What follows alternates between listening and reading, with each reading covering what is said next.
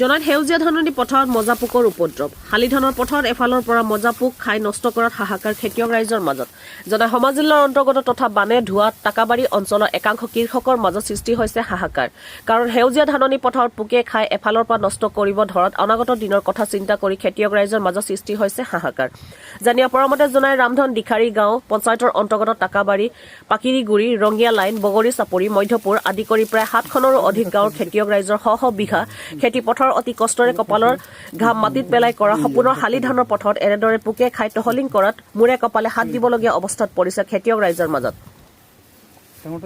ইফালে প্ৰতি বছৰে বানে জুৰুলা কৰা তথা 100% কৃষি কৰ্মৰ ওপৰত জীয়াই থকা অঞ্চলটোৰ খেতিয়ক ৰাইজে অতি কষ্টৰে কপালৰ ঘাম মাটিত পেলাই কৰা সপোনৰ শালি ধানৰ পথাৰত এনেদৰে পোকে খাই টহলিং কৰাত অনাগত দিনত খাদ্যৰ নাটনি কথা চিন্তা কৰি শংকিত হোৱা পৰিলক্ষিত হৈছে সেই অঞ্চলটোৰ দুৰ্ভাগ্য কৃষকসকলে সুদৃষ্টি কামনা কৰিছে জনাই সমজিলা প্ৰশাসন তথা কৃষি বিভাগৰ পৰা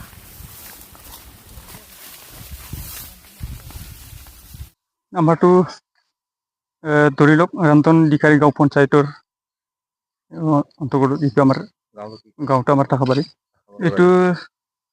পোকটো এইটো তলত মজাটো খোৱা পোক এইটো মানে ধানটো চব খাই দিছে এতিয়া মানে নতুনকে এতিয়া গজি আহিছে এইটোতো ইমান ঠিক নহ'ব আৰু এইবিলাক চব নতুনকে গজি আহিছে এইবিলাক চব উঠাইখিনি চালে মানে চব পোকে আছে আৰু চব ফচি গৈছে আৰু পোকটোতো ছাৰ এতিয়া আমি ক'ব নোৱাৰোঁ নামটোতো নাজানো আমি ধৰি লওক গুৰিত চালে মানে চব পোকে খাইছে তাৰ পৰা ওপৰত চালে মানে অলপ নিৰা আছে আৰু অনিষ্ট কৰাটো আমাৰ এতিয়া ধৰি লওক এইটো পাকৰিগুৰি আমাৰ টাকাবাৰী ৰঙিয়া লাইন এইটো বগৰী চাপৰি এৰিয়াটো আমাৰতো চব পোকে খাইছে মানে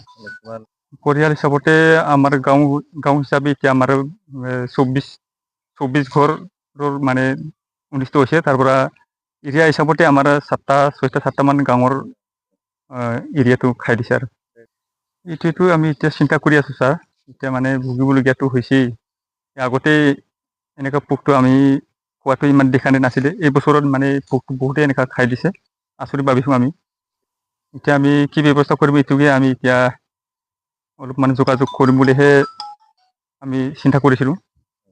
এতিয়া চৰকাৰৰ ওচৰত আমি এতিয়া এইটোৱে কি এটা উপায় আমি পাম ধৰি লওক খেতিত নষ্ট হোৱাৰ অলপ কঠীয়া বা ইয়াৰ কিবাটো অলপ আমি ধৰি লওক পোকে খাইখিনি আমি থাকিম আৰু ক'ৰ পৰা আমি আকৌ এতিয়া নতুনকৈ খেতি কৰিম এতিয়াতো টাইম নাই আৰু এতিয়া চৰকাৰৰ পৰা আমি অলপ সহায় পাব নেকি আশা কৰি আছোঁ আৰু সেইবাবে বহুত দুখী লাগিছে আমি এতিয়া ধৰি লওক এতিয়া আমি ট্ৰেক্টৰৰ লগত হাল বাইছে ট্ৰেক্টৰৰ লগত পইচা পেলাইছে হাজিৰা লৈ কিনি আমি ৰুইছোঁ পইচা গুচি গ'ল এতিয়াতো আমি কষ্ট মষ্টকৈ খেতি কৰি আমি অলপ চলপ খাবলৈ পাম নেকি বুলি ভাবিছিলোঁ এতিয়া আৰু কি হ'ব জানো এইটো ক'ব নোৱাৰোঁ ছাৰ